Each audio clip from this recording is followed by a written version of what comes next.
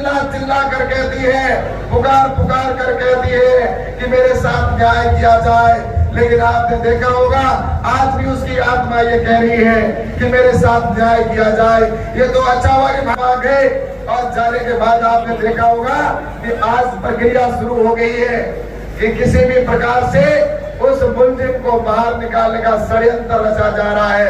इस राजस्थान के अंदर का समाधान करे, सरकारें तो आएगी जाएगी, लेकिन तुम्हें समझ जाना चाहता हूँ, इन अधिकारियों को भी कह देना चाहता हूँ कि ये सरकार तो उल्टी गिनती शुरू हो गई है, और ये तो सिर्फ फॉर्च्यूनर के अंदर चाय इतने बचेंगे।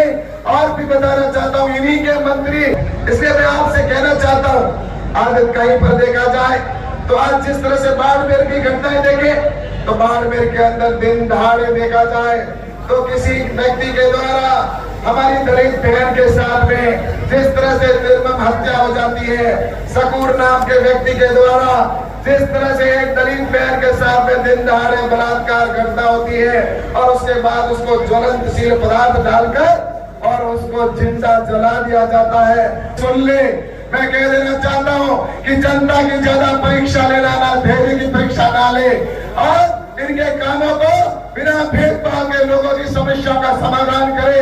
सरकारें तो आएगी जाएगी, लेकिन तुम्हें समझ जाना चाहता हूँ, इन अधिकारियों को भी कह देना चाहता हूँ कि ये सरकार तो उल्टी गिनती शुरू हो गई है, और ये तो सिर्फ फॉर्च्यूनर के अंदर चाय इतने बचेंगे। और भी बताना चाहता हूँ इन्हीं के मंत्री और इन्हीं के विधायक इस प्रदेश की सरकार को लूटने में लगे हुए हैं। आज इस राजस्थान के अंदर हर विधायक बस भ्रष्टाचार में डूबा हुआ है। कोई ऐसा हो जाकर कह दे कि मैं ईमानदार का छोला लेकर चलता हूँ। सब भ्रष्ट के भ्रष्ट इन कांग्रेस के विधायक जो है, और उसके साथ इनके प्रत्यक्ष भी रहे, वो भी भ्रष्टाचार में डूबे हुए। कांग्रेस के कार्यकर्ता पुलिस थानों के दलाल बने हुए, वो दूसरे जो प्रशासनिक ऑफिसरों के दलाल बनकर काम करके और गरीबों के साथ में लूट मचाने में लगे हुए हैं। बद्री माफिया सरकार को चला रहे हैं। कारण जिस तरह से खनन माफिया है, दूसरे जो वो इस तरह से इस सरकार को चला रहे हैं। भ्रष्टाचार का आलम है, प्लॉट और जमीनों पर कब्जा करने वाले भू माफिया इस सरकार को चलाने का काम कर रहे हैं। अशोक जी गहलोत तो कौन करण की नींद सोए हुए हैं। उनको तो एक ही है कि बस हमारे को तो जैसे तैसे ये जो आने वाले 2-3 महीने बचे हैं, इन 3 महीनों के अंदर कैसे मैं कुर्सी पर बैठा रहा हूँ। इनकी सचिन पायलट की लड़ाई और अशोक गहलोत की लड़ाई ने इस राजस्थान की जनता को भगवान के भरोसे पे छोड़ दिया है। इसलिए मैं आपसे कहना चाहता हूँ कि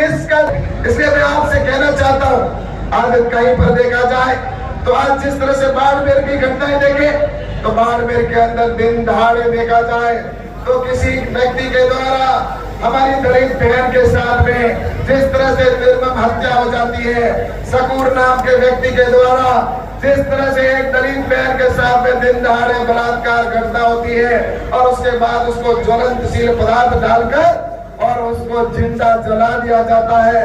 पर वो चिल्ला चिल्ला कर कहती है, पुकार पुकार कर कहती है कि मेरे साथ न्याय किया जाए, लेकिन आपने देखा होगा आज भी उसकी आत्मा ये कह रही है कि मेरे साथ न्याय किया जाए। ये तो अच्छा हुआ कि भारतीय जनता पार्टी के कार्यकर्ताओं ने और संघ के कार्यकर्ताओं ने उस समय वहां जाकर इस सरकार के ऊपर नकेल कसने का काम किया, और उनको तुरंत कहा कि ये बहन अभी इसकी सांस निकल जाएगी, तुरंत इसको जोधपुर रेफर करो, तो उनको रेफर करना पड़ा। और इसके साथ ही उन्होंने तो एफआईआर दर्ज करने में पुलिस ने 24 घंटे लगा दिए, एफआईआर दर्ज नहीं हुई। उसकी कौन पुकार सुनने वाला था वहां पर। लेकिन उसके बाद जब वहां गए और जाने के बाद आपने देखा होगा कि आज प्रक्रिया शुरू हो गई है कि किसी भी प्रकार से उस मुलजिम को बाहर निकालने का षड्यंत्र रचा जा रहा है। इस राजस्थान के अंदर वैसी भाषा के अंदर ही इसको समझाना पड़ेगा। ईंट का जवाब हमें पत्थर से देना होगा। हमें इनको बताना होगा कि अगर तुम अत्याचार करोगे तो हम सड़कों पर आएंगे और तुम्हारा घेराव करेंगे, और प्रशासन के अधिकारी भी